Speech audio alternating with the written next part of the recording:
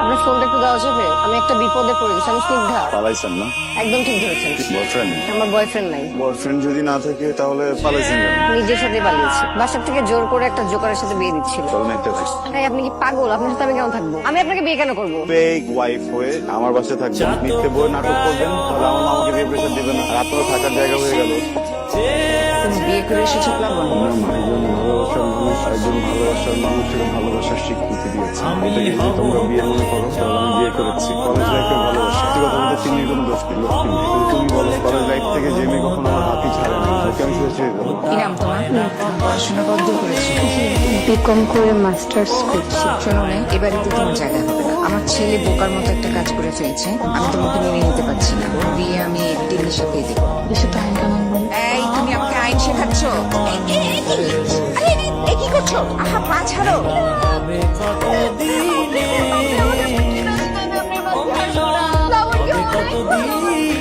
আমি তোমাকে মেনে নিলাম। থ্যাংক ইউ আম্মা। আজকে আপনি দুটো জান বাঁচালেন। কেমন দিলাম? যে অ্যাক্টিং দেখাইছেন নাটক সিনেমার নায়িকারও অ্যাক্টিং পারে। আমার আম্মা বিচারপতি এই ধরতে পারে নাই। আপাতত ঝামেলা মিটলো তাহলে। তাহলে আমাদের পদক্ষেপ কি?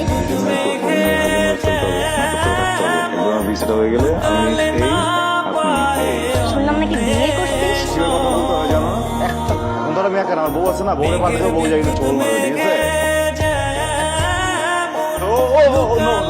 সরি সরি সরি সরি এটা লাগায় তারপরে এত ঢং করার কিছু নেই। শাড়ি আমার আগেই পড়া হয়ে গেছে। আর আপনি জানেন একটা মেয়ে মানুষ ঘরে আপনি কেন মাথা করে ঢুকলেন অভদ্রের মতো? কোনদিন আসলে নিজের রুমে নিজে নক করে ঢুকিনি তো। তুমি যে আমাদের বাসায় আছো, তোমাদের বাসার সবাই জানে? জানো না কেন? আচ্ছা ঠিক আছে, নাম্বারটা দাও, আমি কথা বলছি। তোমার কাছে ফোন নাম্বার চাইলাম, ফোন নাম্বার দাও। আপনি আমার বাসায় কেন কথা বলেছেন? বাসায় যদি জানতে পারে তারপর আমাকে ভাগায় নিয়ে আসছে। আমার বাবা, আমার ভাই আমাকে বাসায় নিয়ে যাবে। আপনি আবার এখানে আসতে গেলেন কেন? আমি কফি আপনার জন্য কফি বানিয়ে এনেছি, ঠান্ডা হয়ে যাবে। হ্যাঁ এটা খুব কষ্ট হচ্ছে তাই না?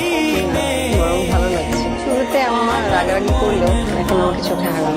আমি ভাবছিলাম আমি চলে গেলে তুমি খুব কষ্ট পাবে। প্লাবন, কাজটা কি ঠিক করলাম? আমার মনে হয় এখন ওদেরকে বলে দেওয়া উচিত। বলবো এজেন্সিতে কথা হলো আজকে, ভিসাটা হয়ে যাবে, তারপর সব বলবো। আপনি কি ভেবেছেন কি করবেন, কোথায় যাবেন? হ্যাঁ, আমার ওই যে মিতা ও যেখানে কাজ করে ওখানেই বললাম একটা ব্যবস্থা করে দিবে। আশ্বস্ত দিয়েছে ওখানে কোনো সমস্যা হবে না। চেয়ে অবস্থা বলুন, কয়েকটা দিনের ভিতরে পুরো দোস্তের বৌমা। মাঝে মাঝে ভাবি আমি যদি সত্যি ওদের বৌমা হয়ে থাকতাম তাহলে